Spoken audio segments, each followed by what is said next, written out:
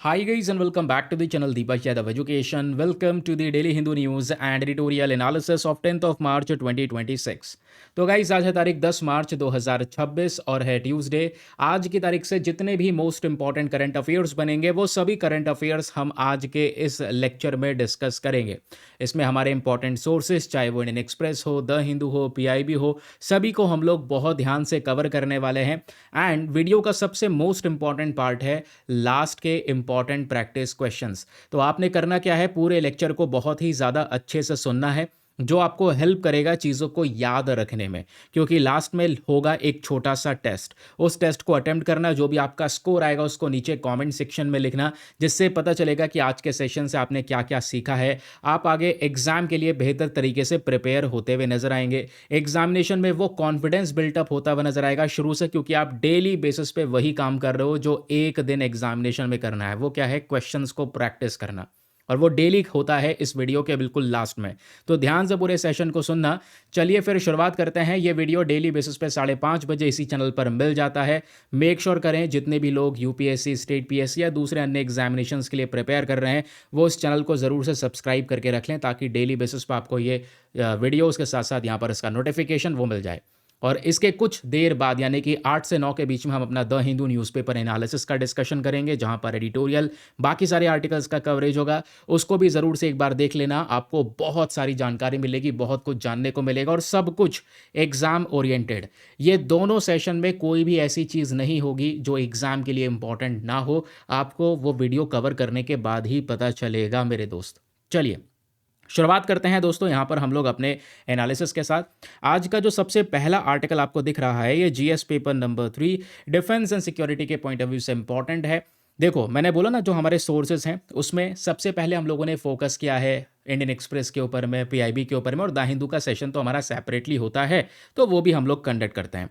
तो आर्टिकल्स अभी यहाँ पर लगातार पब्लिश हुए हैं ढेर सारे अखबारों में, और वो बात हो रही है दोस्तों एक मिसाइल जिसका नाम है ब्लू स्पैरो मिसाइल। अब क्वेश्चन यह है कि ये ब्लू स्पैरो मिसाइल न्यूज़ में क्यों बना हुआ है, इसके पीछे का कारण क्या है। दोस्तों इसके पीछे का कारण है खमनेई, जो अभी रिसेंटली काफ़ी ज़्यादा न्यूज़ में रहे हैं। ठीक है, आयतुल्लाह खमनेई इजराइल के सुप्रीम लीडर रहे हैं। तो रिसेंटली यहाँ पर इनको मार दिया गया है। इनके घर पर कह सकते हैं कुछ मिसाइल्स वगैरह गिरी हैं जिसकी वजह से इनकी डेथ हुई है। तो इस आर्टिकल में बोला जा रहा है कि जो मिसाइल इनके घर पे गिरा है वो कहीं ना कहीं ब्लू स्पैरो मिसाइल था। तो इस वजह से यहाँ पर ये आर्टिकल्स पर चर्चाओं में। ये देखो फर्स्ट पोस्ट का आर्टिकल है, blue sparrow the deadly Israeli missile that killed Iran's Khamenei. तो इस वजह से बाद में ये इन्फॉर्मेशन हमको पता चलती है, जिस वजह से एग्जामिनेशन के लिए ये इंपॉर्टेंट हो जाता है कि ब्लू स्पैरो मिसाइल है क्या। आइए अब एक एक करके यहाँ पर इसके बारे में समझाता हूँ। तो सबसे पहले ये न्यूज़ में क्यों है, कारण दोस्तों आप लोगों ने देख लिया। मीडिया रिपोर्ट्स क्लेम कर रही हैं इसराइल ने कहीं ना कहीं ये ब्लू स्पैरो मिसाइल का ही इस्तेमाल किया है अयतुल्लाह अली खमेनी को मारने के लिए। अब क्वेश्चन यह है ब्लू स्पैरो मिसाइल क्या है। ये एयर लॉन्च बैलिस्टिक मिसाइल्स है। अब मिसाइल्स के बारे में जब आप पढ़ते हैं दोस्तों तो दो प्रकार के मिसाइल्स आप पढ़ते हैं। कई बार पढ़ा रखा है मैंने आप लोगों को, बैलिस्टिक मिसाइल्स पढ़ते हैं, क्रूज मिसाइल पढ़ते हैं। बैलिस्टिक मिसाइल बेसिक तौर पर इसका जो पाथ है वो कुछ इस प्रकार से होता है जैसा इस फोटो में दिखाया गया है। अब मुझे याद आया कि फोटो मैं लेकर आया हूँ तो फटाफट आपको यही दिखाता हूँ। ब्लू स्पैरो मिसाइल को दोस्तों देखोगे हाउ इट ऑपरेट्स, तो इसमें सबसे पहले हम लोग अपने एक एयरक्राफ्ट का इस्तेमाल करेंगे, उस एयरक्राफ्ट से मिसाइल को लॉन्च करेंगे। और बैलिस्टिक मिसाइल में खास बात यह होती है कि वो मिसाइल पहले हमारे अर्थ के एटमॉस्फेयर से बाहर निकलती है। पहले वो अर्थ के एटमॉस्फेयर से बाहर जाएगी कुछ इस प्रकार से, और एटमॉस्फेयर से बाहर जाने के बाद में ये वापस से एटमॉस्फेयर में री एंटर करती है, और एंटर करने के बाद में आप देख पाओगे सीधा अपने टारगेट को हिट करती है। जब वो वापस से धरती की तरफ या वापस से यहाँ पर अपने टारगेट की तरफ री एंटर कर रही होती है तो इसमें ग्रेविटी भी लगती है, और इस ग्रेविटी की वजह से इस मिसाइल को गति में और पावर मिल जाती है। तो उसको भेजना या फिर हवा में मार के गिराना इस मिसाइल को थोड़ा सा डिफिकल्ट हो जाता है। तो इसलिए यहाँ पर इनको बेस्ट माना जाता है जो ये बैलिस्टिक मिसाइल होती हैं। तो आप लोगों से एग्जामिनेशन में पूछेगा भी यही कि बताओ ब्लू स्पैरो मिसाइल किस प्रकार की मिसाइल हैं, तो ये हैं बैलिस्टिक मिसाइल। अब स्पैरो मिसाइल है तो ये पूरा का पूरा मिसाइल का एक परिवार है, स्पैरो फैमिली बना रखी है मिसाइल्स की, नाम इसको स्पैरो दिया गया है। ये किसने बनाया है, इजराइल ने बनाया है, इजराइल का मिसाइल है। एग्जामिनेशन के लिए याद रखेगा, ये दो बातें बहुत काम की हैं। ठीक है, अब स्पैरो की जब हम बात कर ही रहे हैं तो स्पैरो मिसाइल का जो परिवार है वो कुछ इस प्रकार से देखने को मिलेगा। इसमें ब्लू स्पैरो है, ब्लैक स्पैरो है, सिल्वर स्पैरो भी है। एग्जामिनेशन में प्रश्न बन सकता है कि हाल ही में blue sparrow, black sparrow, silver sparrow, ये सब चीज़ें न्यूज़ में है, ये क्या है? तो ये स्पैरो मिसाइल फैमिली है जो बेसिक तौर पे इजराइल की साइड से रेडी की गई है। इजराइल की कौन सी कंपनी ने इसको बनाया है? तो इजराइल में जो कंपनी है रफाल एडवांस डिफेंस सिस्टम, इसने यहाँ पर इसको डेवलप किया हुआ है। इसका मेन पर्पस क्या है? तो इन मिसाइल को शुरुआती तौर पे एज अ प्रैक्टिस और टारगेट मिसाइल बनाया गया था, ताकि इजराइल ने जो अपना एयर डिफेंस सिस्टम बनाया है जिसका नाम है arrow missile defence system. Defence system क्या होता है? जो दुश्मन की मिसाइल को हवा में मार के गिरा दे, अपने टेरिटरी के अंदर मिसाइल को गिरने ही ना दे। तो ये जो मिसाइल्स आपको देखने को मिल रही हैं, जब हम ब्लू स्पैरो मिसाइल्स की बात करते हैं, तो इनको डेवलप किया गया था एज अ प्रैक्टिस मिसाइल, ताकि इजराइल का एयर डिफेंस सिस्टम मजबूत किया जा सके, बेटर किया जा सके। ठीक है, तो ये मिसाइल थोड़ा बैलिस्टिक मिसाइल की तरह ही काम करती हैं, एयर डिफेंस सिस्टम को यहाँ पर नुकसान पहुंचा सकती हैं। तो इजराइल ने अपने सिस्टम को मजबूत करने के लिए, अपने ही सिस्टम को टेस्ट करने के लिए मिसाइल डेवलप की, और अब यहाँ पर इन मिसाइल को उन्होंने लॉन्च करना भी शुरू कर दिया। और ये कहाँ से लॉन्च करते हैं? इजराइल का फाइटर जेट है, स्पेशल तौर पे इजरायली F-15 जेट, उससे इस मिसाइल को लॉन्च किया जाता है। ठीक है, आई होप आपको यहाँ पर ये क्लैरिटी मिल चुकी है इस मिसाइल क्या है, कैसे काम करता है, ब्लू स्पैरो मिसाइल क्या था, स्पैरो फैमिली हम लोगों ने डिस्कस की। अभी भी परेशानी हो रिवाइज करने के लिए तो ये छोटे छोटे रिविजन पॉइंटर्स दिए गए हैं, इसको आप कभी भी भविष्य में रिवाइज कर सकते हैं। ठीक है, आपको पूरी तरह से प्रिपेयर किया जा रहा है कि एग्जामिनेशन में कभी भी रिवाइज करना हो तो ये छोटे छोटे रिविजन पॉइंटर आपके सामने प्रेजेंट है। ठीक है, एक बात और, ये पीडीएफ दोस्तों कहाँ पे मिलेगा? तो इस पीडीएफ के लिए ज़रा फटाफट जाकर टेलीग्राम ग्रुप को ज्वाइन कर लो। हमारा एक टेलीग्राम ग्रुप है, Deepak Yadav education UPSC. PDF मत लिखना, यूपीएससी लिखना। आपको वो टेलीग्राम चैनल मिल जाएगा। 76,000 से ज़्यादा सब्सक्राइबर्स करंट समय पर उसमें जुड़ चुके हैं। आपको ये वो सारी पीडीएफ वहीं पर मिलेंगे, उन पीडीएफ्स को आप वहाँ से डाउनलोड कर सकते हैं। ठीक है, चलिए अब यहाँ पर हम लोग दोस्तों डिस्कशन कर रहे हैं एक पर्टिकुलर सिस्टम के बारे में जिसको हम कहते हैं थार्ड सिस्टम। ये बहुत ही ज़्यादा खबरों में रहा है, न्यूज़ में रहा है, चर्चाओं में रहा है। आर्टिकल आपके सामने है, times of India, NDTV, Indian express, the Hindu, सभी जगहों पर है। चर्चा यह है कि ईरान ने बड़ा नुकसान पहुंचाया है अमेरिका को। वो नुकसान यह है कि अमेरिका का जो एयर डिफेंस सिस्टम है जिसको कहते हैं थार्ड, इस थार्ड को नुकसान पहुंचाया है। ईरान ने थार्ड डिस्ट्रॉय कर दिया है अपने रडार से, सॉरी रडार कह रहा हूँ, ड्रोन से। तो ड्रोन में तो भाई बहुत ही कम खर्चा होता है, ड्रोन तो सस्ते होते हैं, और थार्ड सिस्टम अपने आप में बहुत ही ज़्यादा महंगा सिस्टम है। तो लगभग बताया जा रहा है ईरान ने $300 मिलियन का थार्ड रडार सिस्टम डिस्ट्रॉय कर दिया है। इतना मैसिव लॉस यहाँ पर यूएसए को पहुँचाया है ईरान की साइड से, है ना। तो इस वजह से बहुत सारे जो आर्टिकल्स हैं वो अभी चर्चाओं में थे, तो थोड़ा सा यहाँ पर याद रखेगा, क्योंकि ऑब्वियसली ये कॉन्फ्लिक्ट वेस्ट एशिया के अंदर में धीरे धीरे करके एक्सपैंड हो रहा है, बढ़ते चले जा रहा है। नई नई मिसाइल्स, नए नए वेपन्स न्यूज़ में आते चले जा रहे हैं जो हमारे सिलेबस को बढ़ा रहे हैं। लेकिन कोई बात नहीं, बहुत ईजी तरीके से आपको हर एक चीज़ समझाने की मेरी कोशिश रहती है कि आप उसको रट करना जाएँ, समझ कर जाएँ, और लंबे समय तक वो याद रहे। तो न्यूज़ आपको समझ में आ चुका है कि भाई ईरान ने अमेरिका का थार्ड सिस्टम का रडार डिस्ट्रॉय कर दिया है। इस रडार का एक नाम है जिसको बोलते हैं ANTPY-2 रडार। तो ये चीज़ आप लोगों से पूछी जा सकती है कि ये रडार कौन से डिफेंस सिस्टम का पार्ट है। तो ये थार्ड का पार्ट है, और थार्ड को लेकर यूपीएससी ने ऑलरेडी क्वेश्चन पूछा हुआ है, इसलिए कह रहा हूँ पता होना चाहिए। आई होप आपको ये बात समझ में आई। तो दोस्तों यहाँ पर यूनाइटेड स्टेट्स ने अपना थार्ड सिस्टम मिडिल ईस्ट में डिप्लॉय कर रखा था। अब वहीं पर आप कह सकते हैं कि ईरान ने थार्ड के इस रडार को डिस्ट्रॉय कर दिया, जिसकी वजह से बहुत सारी जो खबरें हैं आज के समय पर वो न्यूज़ में चलने लगी। तो आइए अब आपको क्या क्या पढ़ना है वो भी समझा देता हूँ। सबसे पहले थार्ड की फुल फॉर्म देखोगे तो यह है terminal high altitude area defence system. एक बहुत ही ज़्यादा एडवांस मिसाइल डिफेंस सिस्टम जिसको यूएसए ने बनाया है। आपको याद रखना है, क्योंकि ज़्यादातर क्वेश्चन यही बनते हैं, कोई भी डिफेंस सिस्टम या कोई भी मिसाइल, कोई भी वेपन न्यूज़ में है तो किस कंट्री ने उसको डेवलप किया है ये पूछा जाता है। मैंने मार्क कर दिया है। ANTPY-2 रडार याद रखना है, यूनाइटेड स्टेट्स ऑफ अमेरिका के बारे में थोड़ा सा याद रखना है। ठीक है, क्लियर हो गया। तो अब यहाँ पर एक और चीज़ आती है इसके फीचर्स के बारे में। तो ये क्या करता है, दुश्मन की आती हुई मिसाइल को हवा में मार के गिराने की ताकत रखता है थार्ड मिसाइल, क्योंकि एयर डिफेंस सिस्टम है। ये कौन सी टेक्नोलॉजी का इस्तेमाल करता है, वेरी वेरी इंपॉर्टेंट प्रश्न बन सकता है हार्ड टू किल टेक्नोलॉजी के बारे में। तो हार्ड टू किल टेक्नोलॉजी, इस टेक्नोलॉजी पे ये ऑपरेट करता है। यानी जो ये भी इंटरसेप्टर है, यानी कि हमारा डिफेंस सिस्टम है, ये दुश्मन के आ रहे मिसाइल को, दुश्मन ने यहाँ से मिसाइल दागा, हमारा यहाँ पर एयर डिफेंस सिस्टम एक्टिव हुआ, हमारा मिसाइल ये गया, दुश्मन के मिसाइल से टकराया, आमने सामने टकरा कर यहाँ पर इसको हवा में ही ख़त्म कर देगा, अपने टेरिटरी में गिरने नहीं देगा। ठीक है, तो ये थार्ड आज के समय का एक बहुत ही मेजर कंपोनेंट माना गया है बैलिस्टिक मिसाइल डिफेंस सिस्टम का। तो बैलिस्टिक मिसाइल डिफेंस सिस्टम यानी थार्ड, इसका मेजर कंपोनेंट आपको देखने को मिल जाएगा। क्लियर हो गया, समझ में आ गया? चलिए आगे आता है। अब मेजर कंपोनेंट्स की जब बात हो ही रही है तो आगे और भी बहुत सारे बेसिक फैक्ट्स आपको मिलेंगे। तो मेजर फैक्ट्स अगर आप देख पाओगे तो वही 2-4 फैक्ट्स हैं जो कि मैंने आप लोगों को अभी के समय पर पढ़ाए हैं कि थार्ड सिस्टम हमने डिस्कस किया, ये थार्ड क्या है और इस तरीके से यहाँ पर ये दिखाई देता है ना? इसमें जो एक रडार इस्तेमाल होता है ANTP-Y2 रडार होता है, इसी रडार को रिसेंटली ईरान ने डिस्ट्रॉय किया है जिस वजह से चर्चाओं में। ईरान ने क्या इस्तेमाल किया था? ईरान अपने ड्रोन्स का इस्तेमाल कर रहा है अमेरिका को इस युद्ध में नुकसान पहुंचाने के लिए। और ईरान के 2 ड्रोन्स अभी के समय पर न्यूज़ में बने हुए हैं। कुछ नहीं तो इन 2 ड्रोन्स के बारे में थोड़ा-थोड़ा याद रखना है। एक ड्रोन है ईरान का जिसका नाम है मोहेजर 6 और दूसरा ड्रोन आपको देखने को मिल जाएगा ईरान का जिसका नाम है शाहिद 129। एग्जामिनेशन में प्रश्न बन सकता है मोजेर 6 उसके अलावा शाहिद 129 ये जो ड्रोन्स हैं, ये ड्रोन्स यहाँ पर कौन से कंट्री के थ्रू बनाए गए हैं? तो ये ईरान के थ्रू बनाए गए हैं। ठीक है, चलिए आगे आते हैं। बाकी ये आप देख पाओगे अलग अलग different types of air defence system है जो आज के समय पर चर्चाओं में है। ठीक है, इसमें हम लोगों ने यूएसए के डिफेंस सिस्टम, इजराइल के पास में डेविड स्लिंग है, इजराइल के पास में एक और डिफेंस सिस्टम है आयरन डोम, ये आपने पढ़ रखा है। यूएसए का पैट्रियट सिस्टम है, पैट्रियट के बारे में पढ़ा होगा। उसके अलावा ईरान के डिफेंस सिस्टम के बारे में ध्यान रखना, ईरान के पास में भी एयर डिफेंस सिस्टम है जो दुश्मन के मिसाइल को हवा में मार के गिरा सकता है और ईरान के पास जो सिस्टम है उसको नाम दिया गया है बावर 373। ठीक है, क्लियर हो गया। अब रिवाइज करने के लिए छोटे छोटे रिवीजन पॉइंटर्स दिए गए हैं दोस्त आपको कि थार्ड क्या है, किस तरीके से इसको डिज़ाइन किया गया है, इसका मेन पर्पस क्या है and one of the most important इसका रडार का नेम। चलिए आगे आते हैं।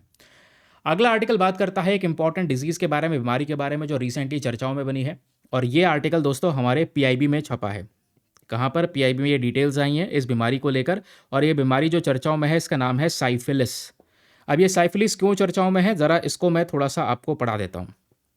न्यूज़ में रहने का कारण यह है कि वर्ल्ड हेल्थ ऑर्गेनाइजेशन ने हाल ही में डेनमार्क नाम के देश को सर्टिफिकेशन दे दिया है कि डेनमार्क ने एक बीमारी पूरी तरह से एलिमिनेट कर दी है, ख़त्म कर दी है। और वो बीमारी कौन सी है दोस्तों? साइफिलिस। अब साइफिलिस जो बीमारी है बहुत खतरनाक है। ये इन्फेक्शन होता है बैक्टीरिया की वजह से, स्पेशली जो जेनिटल्स होते हैं, प्राइवेट पार्ट्स होते हैं, उनको ज़्यादातर ये इन्फेक्ट करता है। ठीक है, तो साइफिलिस की जब बात आती है तो ये एक इंसान से दूसरे इंसान में फैलने वाली बीमारी है। तो इसमें एक और ट्रांसमिशन का तरीका है जहाँ पर जो बच्चा होता है बच्चे से, जहाँ पे मदर होती है माँ से बच्चे में भी ये बीमारी आराम से ट्रांसमिट हो जाती है। तो इस तरीके से माँ से बच्चे के अंदर में जो ट्रांसमिशन होता है HIV का या फिर साइफिलिस का, इसको डेनमार्क ने ख़त्म कर दिया है कि इन्होंने ये बोला कि हमारे पास में वो सारा का सारा आज के समय पर ट्रीटमेंट है और वो सारे प्रिकॉशंस हैं कि एक मदर से बच्चे में ना HIV जाएगा ना ही साइफिलिस जाएगा। तो डेनमार्क ने ये ख़त्म कर दिया है, तो डेनमार्क के लिए अच्छी बात है। वर्ल्ड हेल्थ ऑर्गेनाइजेशन ने इसको अप्लॉज किया है। वर्ल्ड हेल्थ ऑर्गेनाइजेशन ने यहाँ पर इसको अप्रिशिएट करते हुए सर्टिफिकेशन दिया है डेनमार्क को, जिस वजह से डेनमार्क चर्चाओं में है। डेनमार्क की लोकेशन देखोगे दोस्तों तो यह है डेनमार्क, इसकी कैपिटल है कोपेनहेगन। डेनमार्क 2 अलग अलग समुद्र के बीच में है। वेरी वेरी इंपॉर्टेंट पॉइंट जहाँ से एग्जामिनेशन में प्रश्न बन सकता है कि बताओ नॉर्थ सी और बाल्टिक सी के बीच में कौन सा पर्टिकुलर कंट्री है, तो वो डेनमार्क है। डेनमार्क की बॉर्डर यहाँ पर जर्मनी के साथ में लगती है। केवल यहाँ पर आप देख पाओगे नीचे की साइड में साउथ से जर्मनी डेनमार्क के साथ बॉर्डर को शेयर करता है। ठीक है, क्लियर हो गया। चलिए आगे आते हैं। फिर साइफिलिस के बारे में हम बात कर रहे थे, तो साइफिलिस क्या है थोड़ा सा इसके बारे में याद रखिएगा। और बीमारी जब भी याद रखो तो उसमें ये बात पता होनी चाहिए कि वो बैक्टीरिया की वजह से होती है या वायरस की वजह से होती है या फंजाई की वजह से होती है या प्रोटोजोआ की वजह से होती है। यही चीज़ें जो पूछी जाती हैं। तो अभी के समय पर जो साइफिलिस है दोस्तों, ये बैक्टीरिया की वजह से होने वाली बीमारी है, याद रखिएगा। प्रिवेंटेबल है, इस बीमारी को रोका जा सकता है, ठीक किया जा सकता है, लेकिन सेक्सुअली यहाँ पर एक व्यक्ति से दूसरे व्यक्ति में ट्रांसमिट होती है। यूपीएससी ने जीका वायरस को लेकर भी यही बात पूछी है, क्या जीका वायरस एक व्यक्ति से दूसरे व्यक्ति में सेक्सुअली ट्रांसमिट हो सकता है या नहीं हो सकता है? प्रश्न बना हुआ यूपीएससी का, तो उसी पैटर्न पे आपको बता रहा हूँ। अब साइफिलिस के मेन कारण क्या है? कारण होता है बैक्टीरिया। अब बैक्टीरिया का नाम याद रखने की जरूरत नहीं, बस इतना याद रखना कि हाँ बैक्टीरिया की वजह से होता है। ये फैलता कैसे है, इसकी स्प्रेडिंग की बात करेंगे तो जो सेक्सुअल कॉन्टैक्ट है उसके माध्यम से फैलता है। यानी एक इन्फेक्टेड पर्सन है, एक इन्फेक्टेड पर्सन जिसमें ये साइफिलिस नाम का बैक्टीरिया प्रेजेंट है, वो नॉर्मल व्यक्ति के कांटेक्ट में आएगा। यानी इन्फेक्टेड पर्सन की मान लो खाल है जिस पे ये इन्फेक्शन हो गया, इस तरीके से घाव बनने लगता है, वो घाव के कांटेक्ट में नॉर्मल व्यक्ति आ जाए तो नॉर्मल व्यक्ति में भी ये जो इन्फेक्शन है वो फैल सकता है और ये इन्फेक्शन ध्यान रखिएगा एक मदर से बच्चे के अंदर भी फैल सकता है ड्यूरिंग द प्रेगनेंसी के समय पर ही बीमारी फैल सकती है, या फिर यहाँ पर एक बच्चे का जो चाइल्ड बर्थ जन्म हो रहा है उस दौरान भी ये बीमारी फैल सकती है बच्चे के अंदर में। ठीक है, चलिए। अब ये डेवलप होता है अलग अलग प्रकार के स्टेजेस में। शुरुआती तौर पे कोई दर्द नहीं होता, लेकिन छोटे छोटे घाव होना शुरू हो जाते हैं। बाद में गले के नीचे सूजन होनी शुरू हो जाती है। और ये जो घाव हैं दोस्तों, ये सबसे ज़्यादा जेनिटल्स पर दिखाई देंगे, प्राइवेट पार्ट्स पर, रेक्टम पर या फिर माउथ पर ये दिखाई देना शुरू होते हैं। इसके जो लक्षण हैं वो डिसअपियर और रीअपियर होते रहते हैं। कभी लक्षण गायब हो जाते हैं, कभी लक्षण वापस से दिखाई देते हैं। और अगर इसको सही तरीके से ट्रीट ना किया जाए, ठीक ना किया जाए, तो ये बीमारी अंदर ही अंदर शरीर को खाने लगती है। और ये फिर धीरे धीरे करके हार्ट को डैमेज करती है, ब्रेन को डैमेज करती है, दूसरे और भी ऑर्गन्स को यहाँ पर डैमेज करती है। तो ये साइफिलिस के बारे में डिस्कशन हुआ, समझे। ट्रीटमेंट्स की बात हम लोगों ने यहाँ पर कर ली है। ट्रीटमेंट एंटीबायोटिक के साथ में इसका ट्रीटमेंट हो सकता है, जो खासकर ज़्यादातर दवा के लिए इस्तेमाल की जाती है, उसका नाम है पेनिसिलिन। ये दवा है जो बेसिक तौर पे साइफिलिस को डील करने के लिए इस्तेमाल की जाती है। लेकिन अगर सही समय पर ट्रीटमेंट ना दिया जाए तो ये बीमारी और भी ज़्यादा बदतर हो सकती है। अब इन्हीं पॉइंट्स को बार बार रिवाइज करने के लिए छोटे छोटे रिवीजन पॉइंटर्स आपको यहाँ पर दिए गए हैं। साइफिलिस के बारे में छोटी छोटी इन्फॉर्मेशन, इसका ट्रांसमिशन कैसे होता है, इसमें कौन कौन से सिम्टम्स हैं, प्रेगनेंसी के दौरान रिस्क क्या है, ट्रीटमेंट क्या है, वगैरह वगैरह सब कुछ डेटा मिल जाएगा। चलिए अगला आर्टिकल। अगले आर्टिकल में दोस्तों क्वाशम आइलैंड के बारे में डिस्कशन हो रहा है। Very very important topic. और ये वाला प्लेसेस इन न्यूज़ के सेक्शन से आप इसको लिंक कर सकते हैं। अभी रिसेंटली आपको पता है रिसेंटली आपको पता है स्ट्रेट ऑफ हॉर्मुज कितना ज़्यादा चर्चाओं में है। और ये भी मैंने आप लोगों को रटा दिया है अच्छी तरीके से। स्ट्रेट ऑफ हॉर्मुज दो कौन से समुद्र के हिस्से को जोड़ रहा है? तो एक है दोस्तों यहाँ पे पर्शियन गल्फ और दूसरा है gulf of Oman. Really sorry. तो यहाँ पर ये पर्शियन गल्फ है और ये गल्फ ऑफ ओमान है, इनके बीच में स्ट्रेट ऑफ हॉर्मुज आपको देखने को मिलेगा। ठीक है। अब दोस्तों यहीं पर स्ट्रेट ऑफ हॉर्मुज के पास में देखोगे तो एक सबसे बड़ा आइलैंड है क्वाशम आइलैंड। और एक और चीज़ आपको नजर आएगा, आइलैंड कंट्री भी है पर्शियन गल्फ में जिसको बोलते हैं बहरीन। पता है बहरीन से भी बड़ा एक आइलैंड है जिसका नाम है क्वाशम। ये थोड़ा सा याद रखेगा। ये कहाँ पर है? इसी पर्शियन गल्फ में प्रेजेंट है। तो अभी रिसेंटली ये चर्चाओं में आया है क्वाशम आइलैंड। अब ये क्यों चर्चाओं में आया है, आइए इसके पीछे का जो रीज़न है वो थोड़ा सा हम लोग समझ लेते हैं। ईरान के फॉरेन मिनिस्टर ने अमेरिका के ऊपर में एक्यूजिशंस लगाए हैं, इल्ज़ाम लगाया है कि यूएसए ने क्वाशम आइलैंड के ऊपर में, ईरान का ही आइलैंड है, वहाँ पर डीसैलिनेशन प्लांट लगाया है। डीसैलिनेशन प्लांट क्या करता है? जो बेसिक तौर पे समुद्र का खारा पानी है, उस खारे पानी को साफ करने का काम करता है ताकि उसको ड्रिंकिंग वाटर के पर्पज से कन्वर्ट किया जा सके। तो ईरान के फॉरेन मिनिस्टर एक्यूज करते हैं कि भाई अमेरिका ने, यूएस ने इस प्लांट को अटैक कर दिया है क्वाशम आइलैंड पर, जिस वजह से ये न्यूज़ में है। नाउ अब आपके लिए बहुत ही ज़्यादा इंपॉर्टेंट है क्वाशम आइलैंड का ये पर्टिकुलर लोकेशन। तो याद रखिएगा दोस्तों, पूरे पर्शियन गल्फ में एक सबसे लार्जेस्ट आइलैंड है। पूरे पर्शियन गल्फ में सबसे बड़े साइज का आइलैंड ये क्वाशम आइलैंड देखने को मिलता है। ये कहाँ पर लोकेटेड है? तो ये आपको स्ट्रेट ऑफ हॉर्मुज में मिल जाएगा। ईरान के लिए बिलोंग करता है। एग्जामिनेशन में प्रश्न बन सकता है कि ये कौन से कंट्री को बिलोंग करता है? ईरान को बिलोंग करता है। और इस क्वाशम आइलैंड के पास में एक बहुत ही ज़्यादा इंपॉर्टेंट शहर प्रेजेंट है जिसका नाम है बंदर अब्बास सिटी। और ये बंदर अब्बास सिटी ईरान का ही है, यहाँ पर आप देख पाओगे, इसकी हम बात कर रहे हैं। ठीक है, क्लियर हो गया। चलिए आगे आते हैं। अब क्वेश्चन ये है, क्वाशम का जो ये मतलब है अरेबिक नेम, वो क्या है? Long island. अपने आप में बड़े साइज का है। और बड़े साइज का होता है लगभग कितना बड़े साइज का होगा? कोई आइडिया वगैरह है इसके पीछे? Genuine idea? तो लगभग जो बहरीन नाम का देश है उसके 2.5 गुना ज़्यादा बड़ा, 2.5 times larger than the Bahrain island, ये देखने को मिल जाता है क्वाशम आइलैंड। ठीक है। तो स्ट्रेट ऑफ हॉर्मुज तो वैसे हम डिस्कस कर ही चुके हैं भाई। इस बार स्ट्रेट ऑफ हॉर्मुज कितना ज़्यादा चर्चाओं में बना हुआ है। ये strait of Hormuz Iran, Oman, इन सब कंट्रीज़ के बीच में प्रेजेंट है। पर्शियन गल्फ इसमें कनेक्ट होता है, गल्फ ऑफ ओमान है जो सब अरेबियन सी के साथ में जुड़ता है। लगभग दुनिया का पेट्रोलियम ट्रेड में 20% ट्रेड यहीं इसी स्ट्रेट ऑफ हॉर्मुज से पास होता है। एलएनजी, एलपीजी इसी स्ट्रेट ऑफ हॉर्मुज से पास होती है। उसके अलावा प्रोपेन गैस, ये भी आपको पता होगा, प्रोपेन गैस भी इंडिया में आती है। नेचुरल गैस भी भारत में आती है। उस प्रोपेन गैस का सेरेमिक इंडस्ट्री में हम लोग इस्तेमाल करते हैं। ठीक है, ये तो हम लोगों ने अभी द हिंदू के वीडियो में कुछ समय पहले पढ़ा था। ठीक, चलिए आगे आते हैं। तो स्ट्रेट ऑफ हॉर्मुज की बात हो गई। कुछ भी रिवाइज करना हो तो ये छोटे छोटे रिवीजन पॉइंटर्स आपको देखने को मिल जाएंगे रिगार्डिंग द क्वाशम आइलैंड। और कंट्री, ज्योग्राफी, सब कुछ हम लोगों ने यहाँ पर डिटेल से कवर कर लिया है। आगे आते हैं अगले आर्टिकल की तरफ।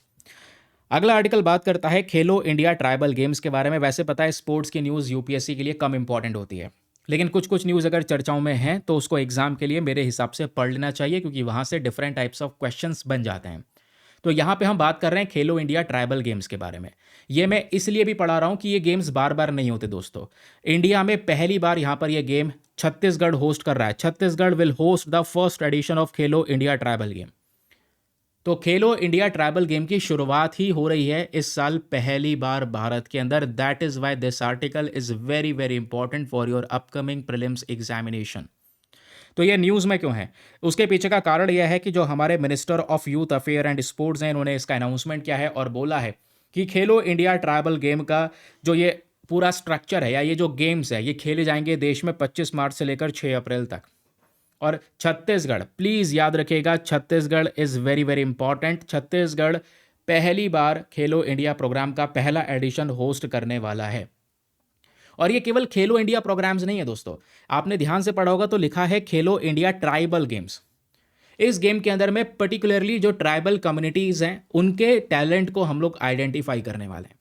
तो खेलो इंडिया ट्राइबल गेम याद रखिएगा, खेलो इंडिया स्कीम का पहली बात तो हिस्सा है। और इस गेम का मेन पर्पज़ है भारत के अंदर में, पूरे भारत में स्पोर्ट्स को प्रमोट करना। उसके अलावा जितनी भी ट्राइबल कम्युनिटीज़ हैं उन ट्राइबल कम्युनिटीज़ के टैलेंट को आइडेंटिफाई करना पूरे भारत भर के देश में, हम ये करना चाहते हैं। तो इसका ऑब्जेक्टिव याद रखिएगा। और जितने भी पार्टिसिपेंट यहाँ पर इस गेम में पार्टिसिपेट करेंगे वो बहुत सारे स्टेट्स और यूनियन टेरिटरी से आने वाले हैं। इस गेम में कौन कौन से स्पोर्ट्स होंगे, तो खेलो इंडिया ट्राइबल गेम में सबसे पहले आपको याद रखना है मेडल स्पोर्ट्स, जहाँ पर मेडल मिलेगा athletics, football, hockey, weight lifting, archery, swimming, wrestling. इतना इंपॉर्टेंट नहीं है, इंपॉर्टेंट है डिमॉन्स्ट्रेशन स्पोर्ट्स। दो डिमॉन्स्ट्रेशन स्पोर्ट्स भी ऐड करे गए हैं, मल्लखंब और कबड्डी। मल्लखंब को लेकर यूपीएससी ने क्वेश्चन पूछा हुआ है। तो यहाँ पर याद रखेगा ये कुछ स्पोर्ट्स हैं जो खेले जाने वाले हैं खेलो इंडिया ट्राइबल गेम में। होस्ट स्टेट कौन है, तो खेलो इंडिया ट्राइबल गेम का पहला एडिशन हमारा छत्तीसगढ़ होस्ट करेगा। इसमें ministry of youth affairs and sports, sports authority of India, Indian Olympic association, national sports federation और जो स्टेट्स की अलग अलग कमिटीज़ होती हैं, तो छत्तीसगढ़ का स्टेट ऑर्गेनाइजेशन कमेटी, ये सब मिलकर यहाँ पर इस पूरे गेम को मैनेज करेंगे। अब ये कौन कौन शामिल होने वाला है नॉट इम्पॉर्टेंट, केवल एक बात, केवल और केवल एक बात, वो क्या है, Chhattisgarh will host the Khelo India tribal game का फर्स्ट एडिशन। दूसरी बात जो यहाँ पर याद रखनी है वो है इसका मैस्कट, क्योंकि गेम लॉन्च हुआ है तो उसका लोगो चर्चाओं में। तो लोगो क्या है इसका, मोरवीर। याद रखिएगा लोगो क्या है, मोरवीर। ठीक है, कुछ इस प्रकार से लोगो है, थोड़ा सा डिफरेंट है जो लोगो है करंट समय पर, उसके हॉर्न्स वगैरह, सिंग वगैरह आपको देखने को मिल जाएंगे। तो लोगो मोरवीर हो गया, एग्जामिनेशन में प्रश्न बन सकता है। बाकी खेलो इंडिया स्कीम का ही ये हिस्सा है खेलो इंडिया ट्राइबल गेम्स, क्योंकि खेलो इंडिया स्कीम देखोगे तो एक बहुत ही ज़्यादा बड़ी स्कीम है जो पूरे देश के स्तर पे लागू होती है। And it's a central sector scheme, जहां पर केंद्र सरकार यानी कि सेंट्रल गवर्नमेंट जो है 100% फंडिंग देती है, सारा का सारा पैसा केंद्र सरकार खर्च करती है। समझ गए, ministry of youth affairs and sports के अंदर में आता है। मेन पर्पज़ है भारत के अंदर में स्पोर्ट्स को ज़्यादा से ज़्यादा प्रमोट करना। तो खेलो इंडिया गेम्स ये इस तरीके से इंपॉर्टेंट है, इनको इवेंट ऑफ नेशनल इंपॉर्टेंस भी डिक्लेयर किया जा चुका है साल 2020 में। ठीक है, तो अब जो भी बातें बताई हैं उसको आप रिवाइज कर सकते हैं थ्रू दीज रिविजन पॉइंटर्स कि खेलो इंडिया गेम्स क्या है, इसमें क्या मेडल स्पोर्ट्स हैं, है ना, डिमॉन्स्ट्रेशन स्पोर्ट्स में 2 स्पोर्ट्स हैं, organisers not important, Muscat is important, मोरवीर। उसके अलावा खेलो इंडिया स्कीम के बारे में 2 बातें। पहली चीज़ तो यहाँ पर ये सेंट्रल सेक्टर स्कीम है, ध्यान में रखिएगा, central sector scheme very very important. दूसरा, खेलो इंडिया गेम्स को already event of national importance declare किया जा चुका है साल 2020 में, ये हमारे लिए काम का है। चलिए अगले आर्टिकल पर आते हैं। अगला आर्टिकल बात करता है एसेंशियल कमोडिटीज़ एक्ट 1955 के बारे में, वेरी वेरी इंपॉर्टेंट। आप देख पाओगे रिसेंटली द हिंदू में भी इसके बारे में बहुत सारा डिस्कशन हुआ है। आर्टिकल आपके सामने है। केंद्र सरकार ने डायरेक्ट किया है जितने भी रिफाइनर्स हैं भारत के अंदर में जो एलपीजी लिक्विफाइड पेट्रोलियम गैस का प्रोडक्शन करते हैं, उसको रिफाइन करते हैं, तो उनसे बोला है कि भाई ज़्यादा से ज़्यादा प्रोडक्शन को रिफाइन करना शुरू करो, इसके प्रोडक्शन को बढ़ाओ ताकि देश में एलपीजी की कमी ना हो। क्योंकि कोई भी आपदा आती है तो बहुत सारे बिजनेस पर्सन ऐसे होते हैं जो प्रॉफिट कमाना चाहते हैं। कोविड में भी ऐसा ही हुआ, आपने देखा किस तरीके से स्ट्रक्चर या सिचुएशन बेकार हो जाती है। ये जो लोग हैं इन पे इतना सारा स्टॉक करके रख लेते हैं पहले से ही, ठीक है, फिर उसका जब इसकी कमी हो जाती है तो इसकी काला बाजारी होती है, बहुत महंगा बेचा जाता है। कोविड में ऑक्सीजन सिलेंडर के साथ ऐसा ही हुआ था, नहीं हुआ था? तो ऐसा ना हो, तो फेयर ट्रेड होता रहे, सही तरीके से व्यापार चलता रहे देश में, उसके लिए एक एक्ट बनाया गया है जिसका नाम है एसेंशियल्स कमोडिटीज एक्ट 1955। तो इसी एक्ट को वापस से देश में लागू कर दिया गया है। इस एक्ट को लागू करते हुए केंद्र सरकार ने एलपीजी के प्रोडक्शन को बढ़ाने की बात की है कि एलपीजी के प्रोडक्शन को कहीं पर भी किसी प्रकार से रोका ना जाए। ठीक है, क्योंकि अभी क्या हो रहा है, एक जियोपॉलिटिकल स्ट्राइक हुई है ईरान के ऊपर में, ये वेस्ट एशिया क्राइसिस बढ़ रहे हैं और वेस्ट एशिया क्राइसिस की वजह से प्रॉब्लम हो सकती है, क्योंकि दोस्तों यहाँ पर एलपीजी बहुत सारा हम लोग मंगाते हैं वेस्ट एशिया वाले रीजन से। इसके लिए एसेंशियल कमोडिटीज एक्ट लगाया गया है ताकि देश में कहीं पर भी गलत तरीके से इस्तेमाल ना होने लगे एलपीजी। कहीं लोग पहले से इसकी होर्डिंग करने लगे, होर्डिंग मतलब स्टॉक इकट्ठा करने लगे, फिर शॉर्टेज हो जाएगा तो महंगा करके बेचेंगे, ब्लैक मार्केटिंग कहा जाता है इसे। ठीक है, तो इसलिए बोला गया ऐसा नहीं होना चाहिए और इसके लिए एसेंशियल कमोडिटीज एक्ट लागू हुआ। तो ये सेंट्रल गवर्नमेंट का एक्ट है, 1955 में लेकर आया गया था, नाम से ही पता चल रहा है। इस एक्ट का मेन पर्पस क्या है, इतना थोड़ा सा याद रखिएगा। इसका मेन पर्पस है भारत के अंदर जो भी एसेंशियल कमोडिटीज़ हैं, जो ज़रूरतमंद सामान है, जो हमारे ऐसा सामान है जो हमारी जिसके बिना हमारा जीवन नहीं चल सकता, तो ऐसे सामान का जो प्रोडक्शन है, उसकी सप्लाई है, उसका डिस्ट्रीब्यूशन है, उसको रेगुलेट करने का काम करता है एसेंशियल कमोडिटीज़ एक्ट। तो इस एक्ट का पर्टिकुलरली जो मेन ऑब्जेक्टिव है, उद्देश्य है, वो क्या है, होर्डिंग को रोकना, यानी लोग पहले से जो स्टॉक जमा करके रख लेते हैं सामान का, उसको रोकना, ब्लैक मार्केटिंग को रोकना, फेयर डिस्ट्रीब्यूशन करना, रीजनेबल प्राइस पर, सही दाम पर, यहाँ पर फेयर तरीके से लोगों तक आइटम पहुँच सके, ये हमारा मेन पर्पज़ होता है एसेंशियल कमोडिटीज़ एक्ट का। अब इस एक्ट के पर्टिकुलर मेन ऑब्जेक्टिव्स क्या है, थोड़ा सा वो याद रखिएगा। इसका मेन ऑब्जेक्टिव है एसेंशियल गुड्स की अवेलेबिलिटी को इंश्योर करना, जितने भी ज़रूरतमंद सामान है वो हमारे सामने हमेशा अवेलेबल रहें, किसी प्रकार से कोई कमी ना हो, मैनिपुलेशन ना हो, एसेंशियल कमोडिटीज सिक्योर रहें, तो ये हमारा मेन पर्पज़ होता है। अब इस एक्ट का फीचर कौन कौन से हैं, मेन फीचर सबसे पहले declaration of essential commodities. Essential commodity मतलब यहाँ पर यह है कि ये वो आइटम्स हैं जो हमारे इस स्केड्यूल के अंदर में मेंशन करे गए हैं। कुछ आइटम्स है दोस्तों जिनको एसेंशियल कमोडिटी का टैग दिया गया है कि भाई ये ज़रूरतमंद सामान है, इनके साथ में कोई भी गड़बड़ी नहीं होनी चाहिए। अब इस लिस्ट के अंदर में कोई भी आइटम ऐसा हो सकता है जिसको एसेंशियल कमोडिटी का दर्जा दिया जा सकता है, ठीक है, लेकिन उसके लिए केंद्र सरकार, सेंट्रल गवर्नमेंट किसी भी आइटम को एसेंशियल कमोडिटी एक्ट में ऐड भी कर सकती है एंड किसी भी एक्ट से इसको इस एक्ट से किसी भी आइटम को रिमूव भी कर सकती है। ये सेंट्रल गवर्नमेंट के पास पावर है, लेकिन सेंट्रल गवर्नमेंट को पहले स्टेट गवर्नमेंट के साथ में कंसल्ट करना होगा, बातचीत करनी होगी, उसके बाद में ही ये वो काम कर पाएंगे। तो एग्जामिनेशन में, प्रीलिम्स में ये स्टेटमेंट दिया जा सकता है, थोड़ा सा याद रखेगा। एंड अगर किसी को स्टॉक जमा भी करना है तो government can fix stock limits. Government बताएगी भाई जो ट्रेडर्स हैं उनको कितना स्टॉक करके रखना है, कहीं ज़्यादा स्टॉक तो नहीं कर रहे हैं जिससे मार्केट में शॉर्टेज हो जाएगा, फिर उसको ब्लैक में बेचेंगे, काला बाजारी करेंगे ज़्यादा प्रॉफिट कमाने के लिए, है ना। तो ये सारा काम तय किया जाता है एसेंशियल कमोडिटीज़ एक्ट में। मैंने आपको एक छोटी सी लिस्ट प्रोवाइड करवाई है, मेरे हिसाब से ये लिस्ट आपके लिए बहुत ही ज़्यादा ज़रूरी होने वाली है, बहुत इंपॉर्टेंट होने वाली है।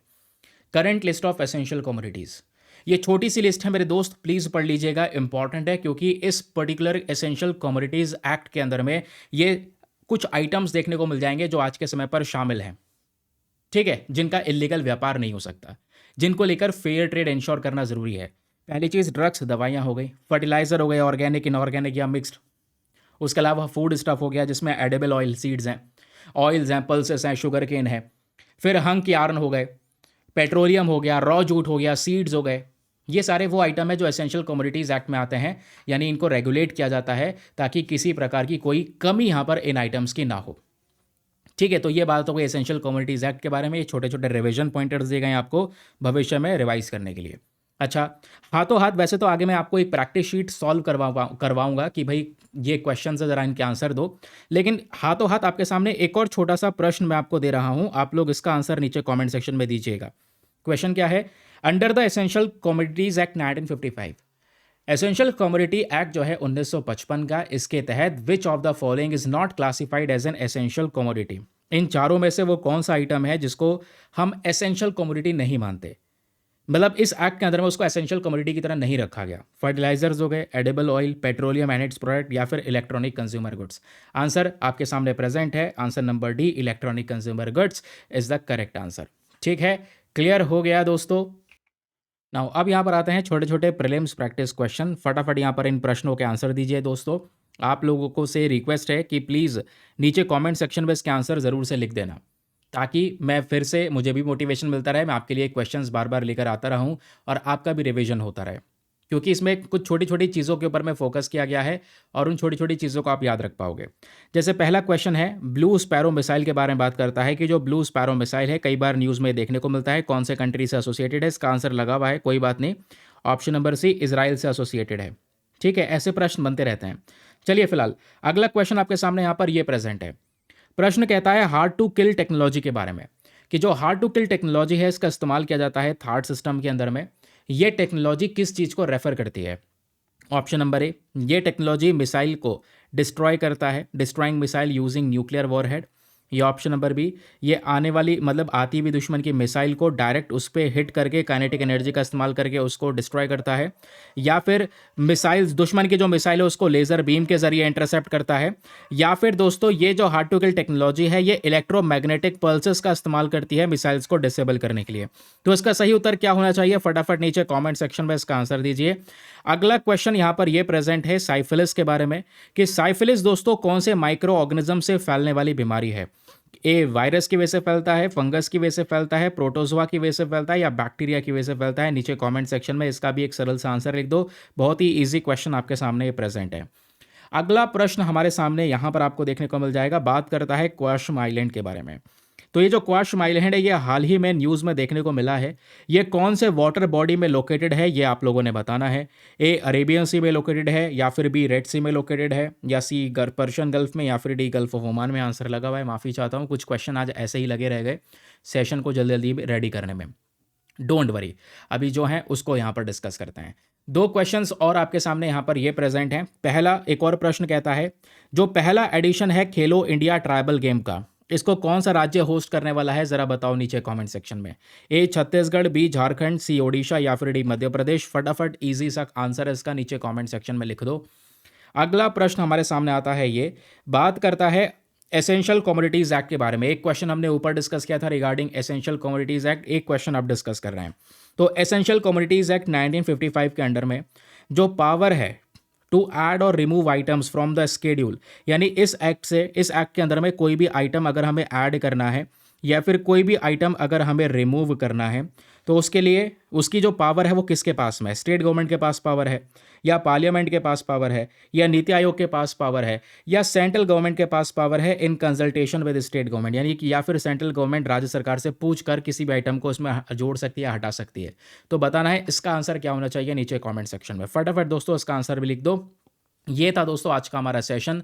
आई होप आपको मज़ा आया होगा, बहुत सारी जानकारी मिली होगी, बहुत कुछ पढ़ने को मिला होगा। आज के लिए बस इतना ही, मिलते हैं आप लोगों से नेक्स्ट वीडियो में। आज के लिए bye bye, have a nice day, thank you and जय हिंद।